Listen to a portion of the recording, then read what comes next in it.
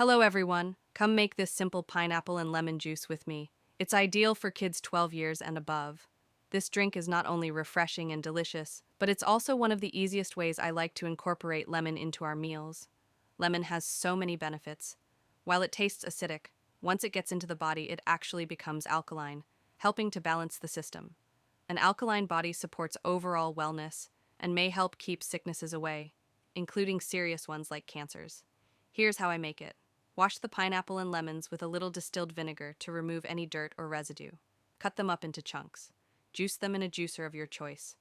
Pour into a jar or bottle. You can store it in the fridge for up to 3 days. That's it. A quick, healthy juice your family will love.